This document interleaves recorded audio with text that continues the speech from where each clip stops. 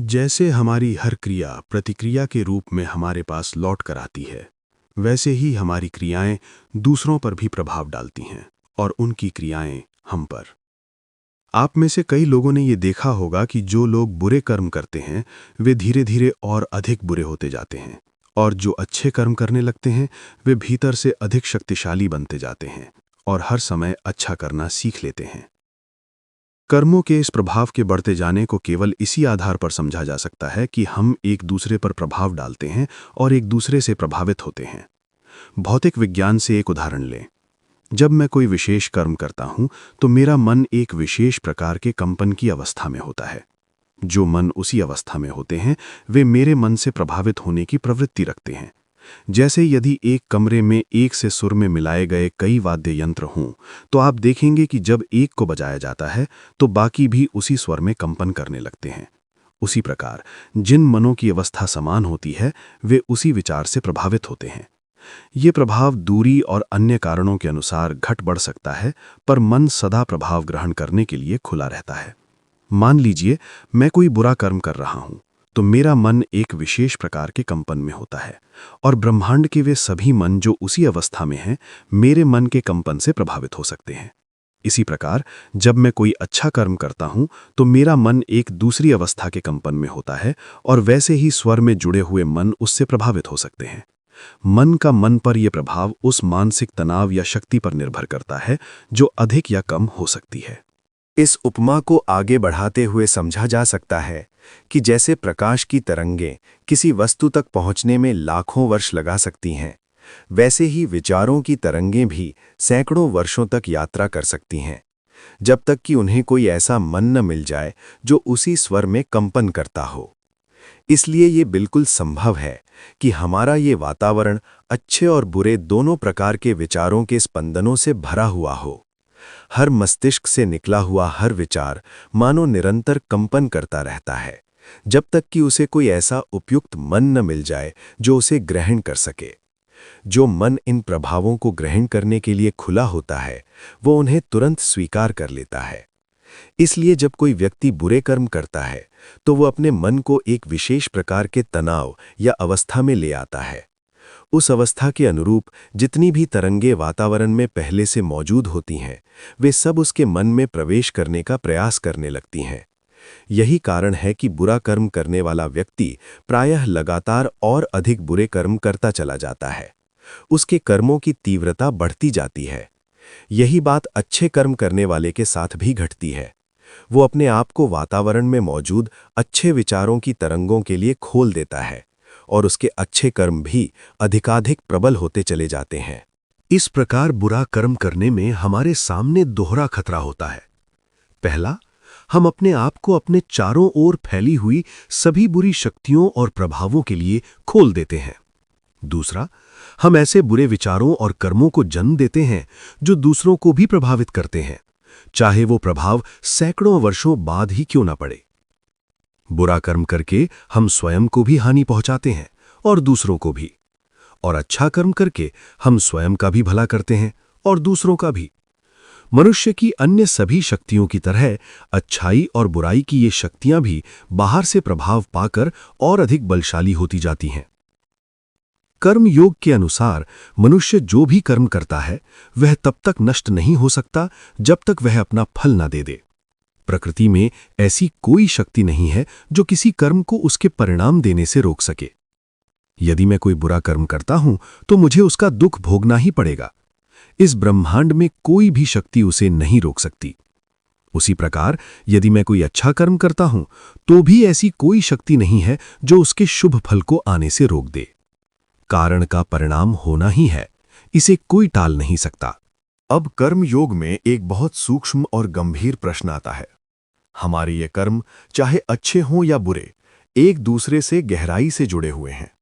हम कोई साफ रेखा खींचकर ये नहीं कह सकते कि ये कर्म पूरी तरह अच्छा है और ये पूरी तरह बुरा। ऐसा कोई कर्म नहीं है जिसमें एक साथ अच्छा और बुरा दोनों फल न हो। इसे एक सरल उदाहरण से समझिए। मैं आपसे बोल रहा हूं। आप में से कुछ लोग सोच सकते हैं कि मैं अच्छा काम कर रहा हूं, लेकिन उसी समय संभव है कि मेरी सांसों या आवाज से वातावरण में मौजूद हजारों सूक्ष्म जीवाणु नष्ट हो रहे हों। इस प्रकार मैं कहीं अच्छा कर रहा हूं तो कहीं किसी और के लिए बुरा भी हो रहा है। जो प्रभाव हमारे बहुत पास के लोगों पर पड़ता है और जिन्हें हम जानते हैं, अगर वो अच्छा होता है तो हम उसे अच्छा कर्म कहते हैं।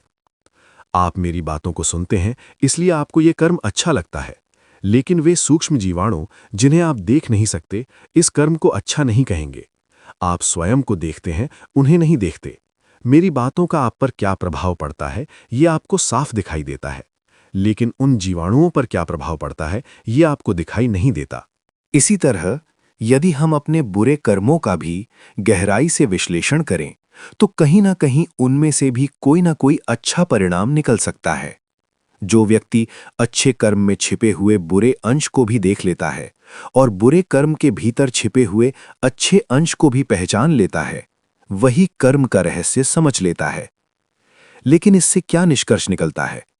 यही कि चाहे हम कितना ही प्रयास क्यों न करें, ऐसा कोई भी कर्म नहीं हो सकता जो पूरी तरह शुद्ध हो, या ऐसा कोई कर्म नहीं हो सकता जो पूरी तरह अशुद्ध हो, यदि शुद्धता और अशुद्धता को हिंसा और अहिंसा के अर्थ में लिया जाए।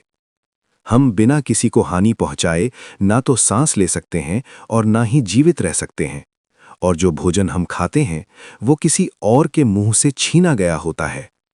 हमारा अपना जीवन ही अन्य जीवनों को पीछे धकेल रहा है। वो मनुष्य हो सकते हैं, पशु हो सकते हैं या सूक्ष्म जीवाणु हो सकते हैं, लेकिन किसी न किसी को हमें हटाना ही पड़ता है। ऐसी स्थिति में ये स्पष्ट हो जाता है कि केवल कर्म के द्वारा पूर्णता कभी प्राप्त नहीं हो सकती। हम अनंत काल तक कर्म करते रहें फिर भी इस जटिल जाल से बाहर निकलने का कोई मार्ग नहीं मिलेगा। आप कर्म करते जाइए, करते जाइए, करते जाइए, लेकिन कर्म के परिणामों में अच्छे और बुरे के इस अनिवार्य मिश्रण का अंत नहीं होगा। अब दूसरा प्रश्न ये है कि कर्म का अंत क्या है? हम देखते हैं कि लगभग हर देश में अधिकांश लोग ये मानते हैं कि एक समय ऐसा आएगा जब ये संसार पूर्ण हो जाएगा, जब न रोग रहेगा, न मृत्यु, न दुख, न पाप। ये विचार बहुत अच्छा है और अज्ञानी लोगों को प्रेरणा देने और ऊपर उठाने के लिए एक बहुत शक्तिशाली प्रेरक भी है। लेकिन यदि हम थोड़ी देर के लिए सोचें तो हमें तुरंत समझ में आ जाएगा कि ऐसा होना संभव नहीं है, क्योंकि भलाई और बुराई एक ही सिक्के के दो पहलू हैं। आप भलाई को बुराई के बिना कैसे रख सकते हैं? पूर्णता का अर्थ ही क्या है? एक पूर्ण जीवन अपने आप में ही विरोधाभास है। जीवन स्वयं ही एक निरंतर संघर्ष की अवस्था है, हमारे भीतर जो है और बाहर जो कुछ है उनके बीच। हर क्षण हम बाहरी प्रकृति से संघर्ष कर रहे हैं, और यदि हम हार जाएं तो हमारा जीवन समाप्त हो जाता है। उदाहरण के लिए, भोजन और वायु के लिए संघर्ष लगातार चलता रहता है। यदि भोजन या वायु न मिले तो हम मर जाते हैं। जीवन कोई सरल और सहज रूप से बहने वाली वस्तु नहीं है, बल्कि वो अनेक तत्वों का संयुक्त परिणाम है। हमारे भीतर किसी शक्ति और बाहरी संसार के बीच जो जटिल संघर्ष चलता रहता है, उसी को हम जीवन कहते हैं।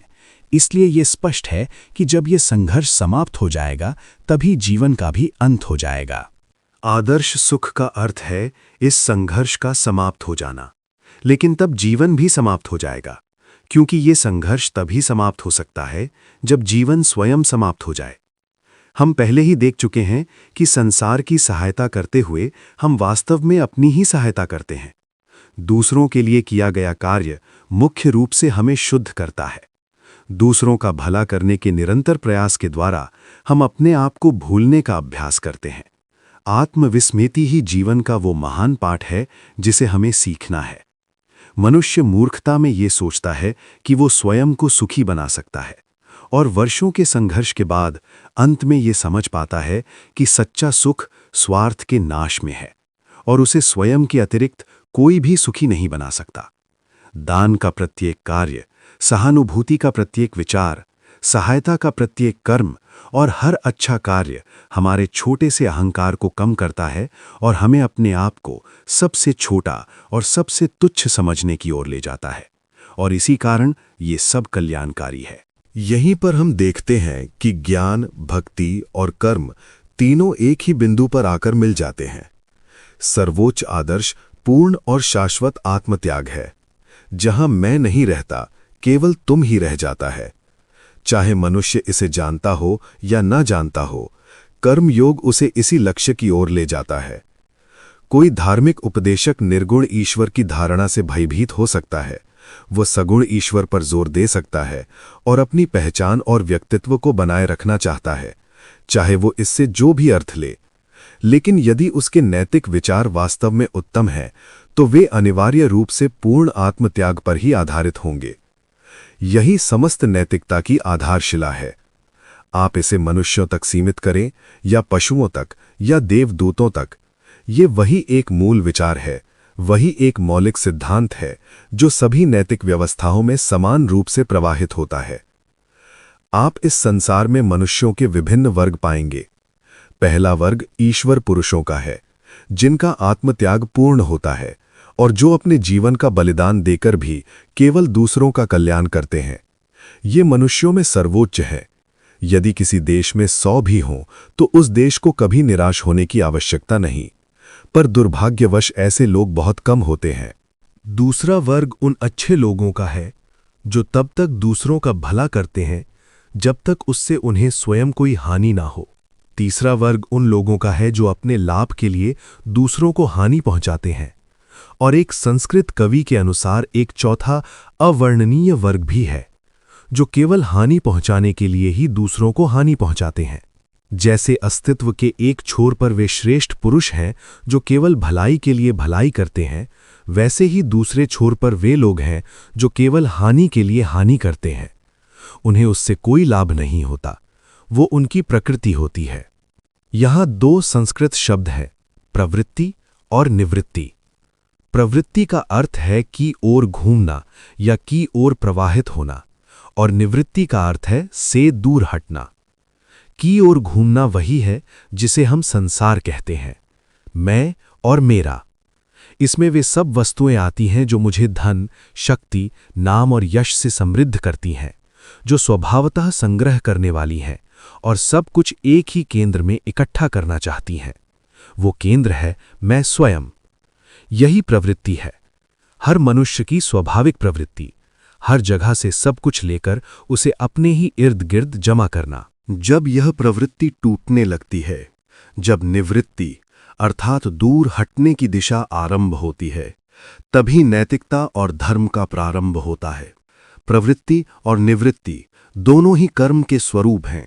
पहली दुष्कर्म है और दूसरी सुकर्म।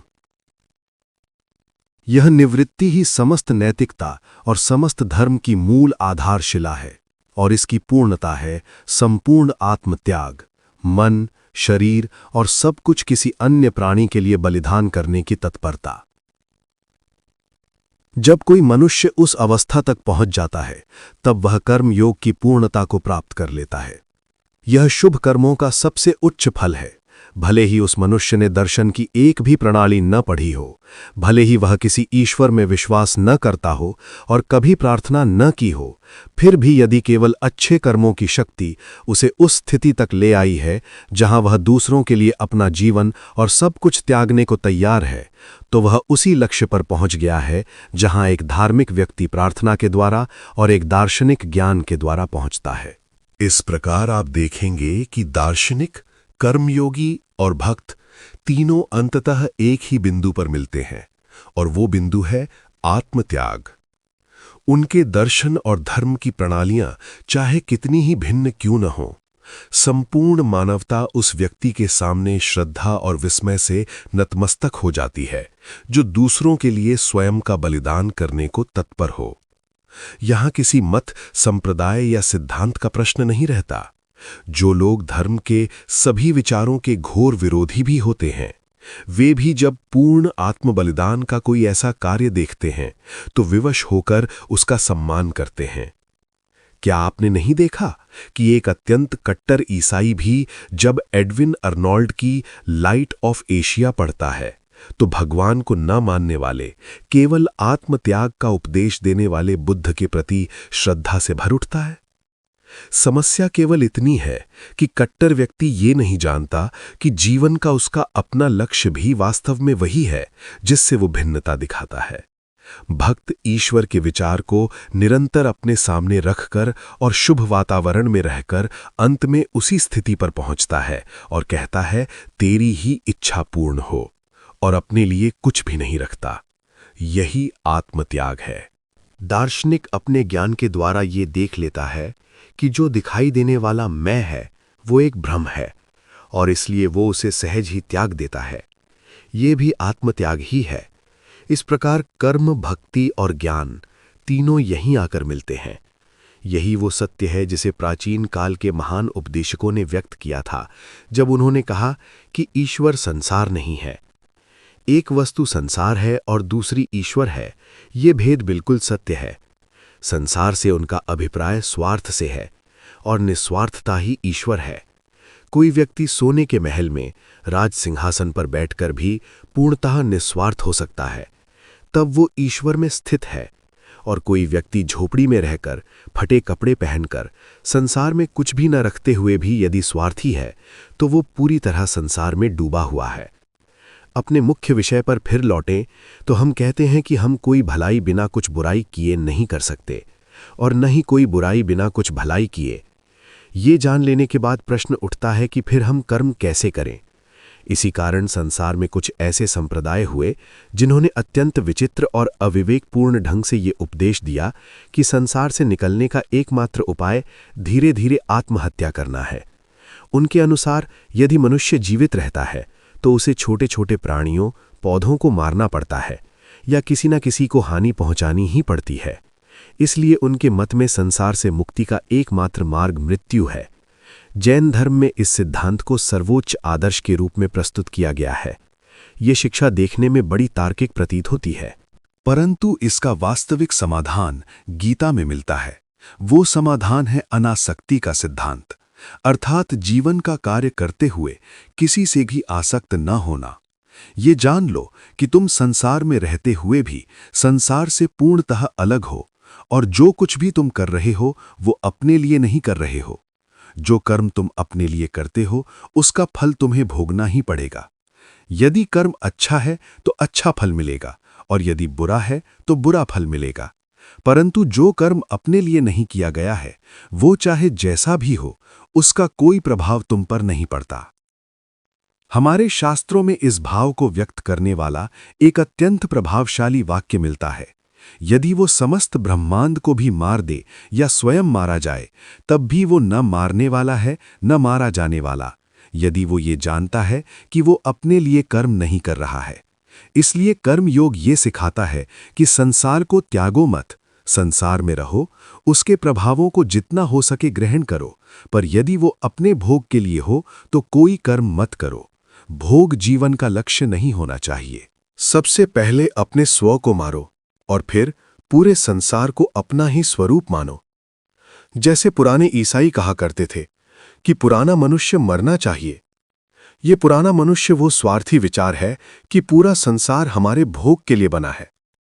मूर्ख माता पिता अपने बच्चों को ये प्रार्थना करना सिखाते हैं, हे प्रभु, तूने ये सूर्य मेरे लिए बनाया है और ये चंद्रमा मेरे लिए बनाया है।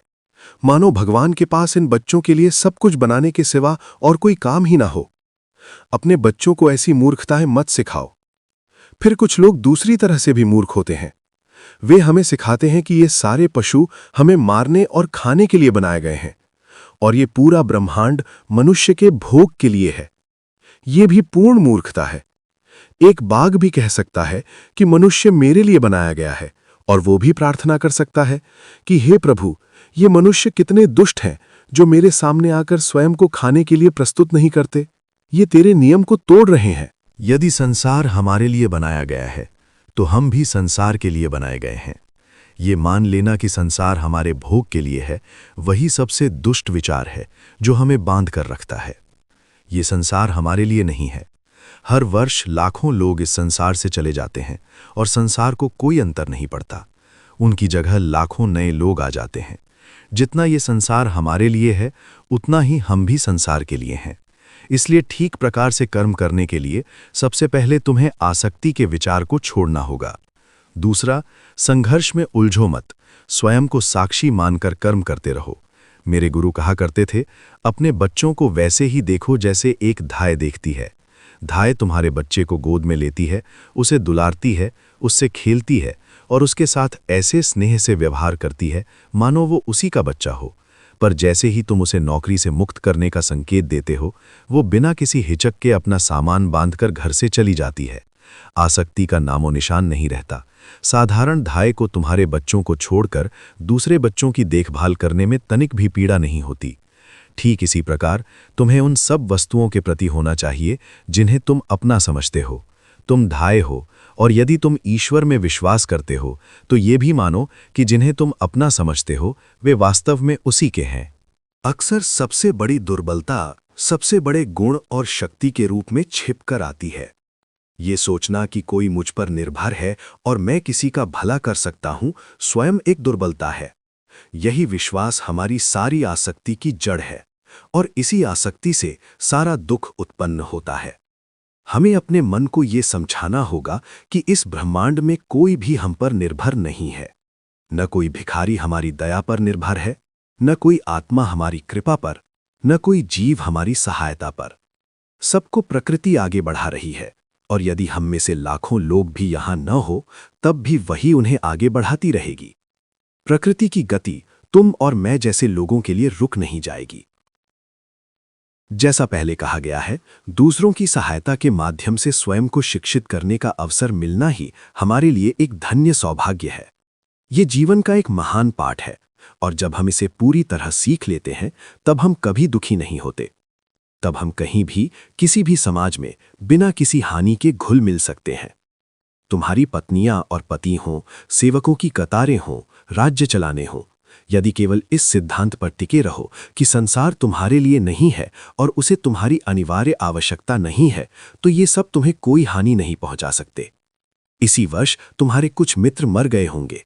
क्या संसार उनकी प्रतीक्षा में रुक गया है? क्या उसकी धारा थम गई है? नहीं, वो आगे बढ़ता ही जा रहा है। इसलिए अपने मन से ये विचार निकाल दो कि तुम्हें संसार के लिए कुछ करना है। संसार को तुम्हारी किसी सहायता की आवश्यकता नहीं है। किसी भी व्यक्ति का ये सोचना कि वो संसार की सहायता करने के लिए पैदा हुआ है, सरासर मूर्खता है। ये केवल अहंकार है जो सद्गुण के रूप में छिपकर सामने आता है। जब तुम अपने मन और अपनी नसों को इस सत्य का अभ्यास करा दोगे कि संसार तुम पर या किसी पर भी निर्भर नहीं है, तब कर्म करने से उत्पन्न होने वाली पीड़ा का कोई प्रत्याघात नहीं होगा। जब तुम किसी को कुछ देते हो और बदले में कुछ भी नहीं चाहते, यहां तक कि कृतज्ञता की भी अपेक्षा नहीं रखते, तब उसकी अकृतज्ञता तुम्हें दुखी नहीं करेगी, क्योंकि तुमने कभी कुछ पाने का विचार ही नहीं किया। तुमने उसे वही दिया जो उसके कर्मों के अनुसार उसे मिलना था। उसके कर्मों ने उसे वो वस्तु दिलाई और तुम्हारे कर्मों ने तुम्हें उसका माध्यम बना दिया। फिर इसमें गर्व करने की क्या बात है? तुम तो केवल वो भार ढोने वाले हो जिसने धन या उपहार पहुंचाया। संसार ने अपने कर्मों से उसे पाया, फिर तुम में गर्व का कारण कहाँ रहा? तुम संसार को जो देते हो उसमें कुछ भी असाधारण नहीं है। जब तुम अनासक्ति की भावना को प्राप्त कर लेते हो, तब तुम्हारे लिए ना अच्छा रहता है ना बुरा। अच्छा और बुरा का भेद केवल स्वार्थ से उत्पन्न होता है। इसे समझना बहुत कठिन है, लेकिन समय के साथ तुम ये जान लोगे कि जब तक तुम स्वयं किसी चीज को अपने ऊपर प्रभाव डालने की अनुमति नहीं देते, तब तक इस ब्रह्मांड में कुछ भी तुम पर अधिकार नहीं रखता। मनुष्य के आत्मस्वरूप पर किसी का भी अधिकार नहीं होता, जब तक आत्मा स्वयं मूर्ख बनकर अपनी स्वतंत्रता न खो दे। इसलिए अनासक्ति के द्वारा तुम हर उस शक्ति को नकार देते हो जो तुम पर प्रभाव डालना चाहती है। ये कहना आसान है कि जब तक तुम अनुमति न दो, तब तक किसी को तुम पर प्रभाव डालने का अधिकार नहीं है। लेकिन उस मनुष्य की सच्ची पहचान क्या है जो वास्तव में किसी भी बाहरी प्रभाव को अपने ऊपर हावी नहीं होने देता, जो संसार के व्यवहार से न सुखी होता है न दुखी? उसकी पहचान ये है कि शुभ या अशुभ परिस्थिति से उसके मन में कोई परिवर्तन नहीं होता। हर स्थिति में वो समान और स्थिर बना रहता है। भारत में एक महान ऋषि हुए हैं जिनका नाम व्यास था। यही व्यास वेदांत सूत्रों के रचयिता माने जाते हैं और वे अत्यंत पवित्र पुरुष थे। उनके पिता ने भी पूर्ण पुरुष बनने का प्रयास किया था, पर वे सफल नहीं हुए। उनके दादा ने भी यही प्रयास किया और वे भी असफल रहे। उनके परदादा ने भी यही किया और वे भी पूर्णता को प्राप्त नहीं कर सके। स्वयं व्यास भी पूर्ण रूप से सफल नहीं हो पाए, लेकिन उनका पुत्र शुक जन्म से ही पूर्ण था। व्यास ने अपने पुत्र शुक को ज्ञान की शिक्षा दी और सत्य का ज्ञान देकर उसे राजा जनक के दरबार में भेज दिया। राजा जनक एक महान राजा थे और उन्हें जनक विदेह कहा जाता था। विदेह का अर्थ है देह से रहित। राजा होकर भी उन्होंने देह बुद्धि को पूरी तरह त्याग दिया था। वे हर समय स्वयं को आत्मा ही अनुभव करते थे। शुक को उनसे शिक्षा लेने के लिए भेजा गया था। राजा को पहले से पता था कि व्यास का पुत्र ज्ञान प्राप्त करने आ रहा है, इसलिए उन्होंने पहले से कुछ व्यवस्था कर रखी थी। जब शुक द्वार पर पहुंचा तो द्वारपालों ने उसकी ओर कोई ध्यान नहीं दिया, बस उसे बैठने के लिए एक स्थान दे दिया गया। वह 3 दिन और 3 रात वहीं बैठा रहा। न किसी ने उससे कुछ पूछा, न ये जानना चाहा कि वह कौन है और कहाँ से आया है। वह एक महान ऋषि का पुत्र था। उसके पिता का पूरे देश में सम्मान था और वह स्वयं भी अत्यंत योग्य था। फिर भी साधारण द्वारपालों ने उसकी उपेक्षा की। इसके बाद अचानक राजा के मंत्री और बड़े अधिकारी आए और उन्होंने शुक का बड़े सम्मान के साथ स्वागत किया।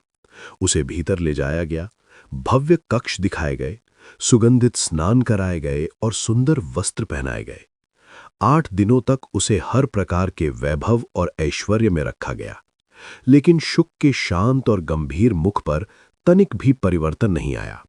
द्वार पर उपेक्षा के समय वो जैसा था, वैभव के बीच भी वैसा ही रहा। इसके बाद उसे राजा के सामने लाया गया। राजा अपने सिंहासन पर बैठे थे, संगीत बज रहा था, नृत्य और मनोरंजन चल रहा था। तब राजा ने उसे दूध से भरा हुआ एक पात्र दिया जो किनारे तक भरा था और कहा कि वो सभा भवन के 7 चक्कर लगाए पर दूध की एक भी बूंद न गिरे। शुक ने पात्र लिया और संगीत, नृत्य और सुंदर चेहरों के बीच चलते हुए 7 बार पूरा चक्कर लगाया। दूध की एक भी बूंद नहीं गिरी। शुक का मन संसार की किसी भी वस्तु से आकर्षित नहीं हुआ जब तक कि वो स्वयं उसे आकर्षित होने की अनुमति न दे। जब उसने पात्र राजा को लौटा दिया तो राजा ने कहा, जो कुछ तुम्हारे पिता ने तुम्हें सिखाया है और जो तुमने स्वयं जाना है वही मैं भी दोहरा सकता हूं। तुमने सत्य को जान लिया है, अब घर लौट जाओ। इस प्रकार जो मनुष्य अपने ऊपर पूरा नियंत्रण स्थापित कर लेता है, उस पर बाहर की कोई भी वस्तु प्रभाव नहीं डाल सकती। उसके लिए अब कोई दास्ता नहीं रहती, उसका मन मुक्त हो जाता है। ऐसा ही मनुष्य संसार में ठीक प्रकार से रहने योग्य होता है। सामान्यतः हम देखते हैं कि लोग संसार के बारे में 2 प्रकार की राय रखते हैं। कुछ निराशावादी होते हैं और कहते हैं कि ये संसार कितना भयानक और कितना पापी है। कुछ अन्य आशावादी होते हैं और कहते हैं कि ये संसार कितना सुंदर और कितना अद्भुत है। जिन्होंने अपने मन को नियंत्रित नहीं किया है, उनके लिए ये संसार या तो पूरी तरह बुरा लगता है या फिर अच्छे और बुरे का मिलाजुला रूप होता है। लेकिन यही संसार हमारे लिए पूर्णतः शुभ और सुंदर बन जाता है जब हम अपने मन के स्वामी बन जाते हैं। तब कोई भी वस्तु हमें न तो अच्छी लगती है और न बुरी। हम हर चीज को उसके सही स्थान पर संतुलित और सामंजस्यपूर्ण रूप में देखते हैं। कई लोग जो शुरुआत में ये कहते हैं कि संसार नरक है, वही लोग आत्मसंयम का अभ्यास करने के बाद अंत में ये कहते हैं कि संसार स्वर्ग है। यदि हम सच्चे कर्मयोगी हैं और स्वयं को उस अवस्था तक पहुंचाने का अभ्यास करते हैं, तो चाहे हम कहीं से भी शुरुआत करें, अंततः हम पूर्ण आत्मत्याग तक अवश्य पहुंचते हैं। जैसे ही ये झूठा अहंकार समाप्त हो जाता है, वैसे ही वो संसार जो पहले हमें बुराइयों से भरा हुआ दिखाई देता था, वही संसार हमें स्वर्ग के समान और आनंद से परिपूर्ण दिखाई देने लगता है। उसका वातावरण भी पवित्र लगने लगता है और हर मनुष्य का मुख हमें ईश्वर स्वरूप दिखाई देता है। यही कर्मयोग का अंतिम लक्ष्य और उद्देश्य है और यही उसका व्यावहारिक जीवन में पूर्ण स्वरूप है। हमारे विभिन्न योग आपस में टकराते नहीं हैं। प्रत्येक योग हमें उसी एक लक्ष्य तक ले जाता है और हमें पूर्ण बनाता है। केवल इतना है कि प्रत्येक योग का अभ्यास पूरे परिश्रम के साथ करना पड़ता है।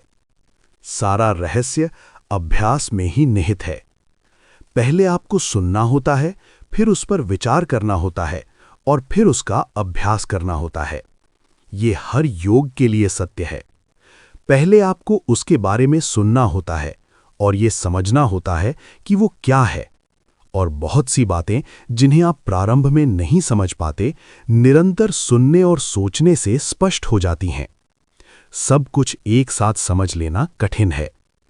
वास्तव में हर चीज की व्याख्या अंततः आपके भीतर ही है। कभी कोई व्यक्ति दूसरे द्वारा सचमुच सिखाया नहीं गया। हम में से प्रत्येक को स्वयं ही अपना शिक्षक बनना पड़ता है। बाहरी गुरु केवल एक संकेत देता है जो भीतर के गुरु को काम करने के लिए प्रेरित करता है, ताकि वो बातों को समझ सके। तब हमारी अपनी समझ और विचार शक्ति से चीजें हमारे लिए अधिक स्पष्ट होने लगती हैं और हम उन्हें अपनी आत्मा में साक्षात अनुभव करते हैं। और वही अनुभूति आगे चलकर प्रबल इच्छा शक्ति में बदल जाती है। पहले अनुभूति होती है, फिर वो इच्छा बनती है और उसी इच्छा से वो अद्भुत कर्म शक्ति उत्पन्न होती है जो शिराओं, नसों और मांसपेशियों के प्रत्येक रेशे में प्रवाहित होकर आपके पूरे शरीर को निस्वार्थ कर्मयोग के एक साधन में बदल देती है। और इस प्रकार पूर्ण आत्मत्याग और संपूर्ण निस्वार्थता का वांछित फल प्राप्त होता है।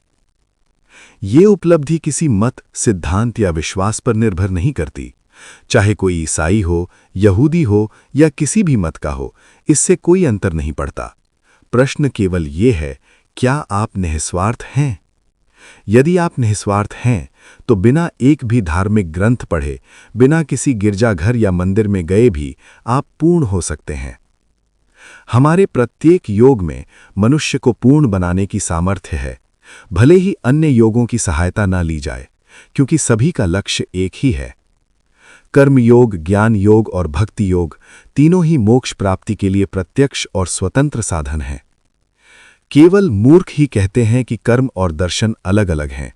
ज्ञानी ऐसा नहीं कहते। ज्ञानी जानते हैं कि ये योग देखने में भले ही भिन्न प्रतीत हों, पर अंततः मानव पूर्णता के उसी एक लक्ष्य तक ले जाते हैं।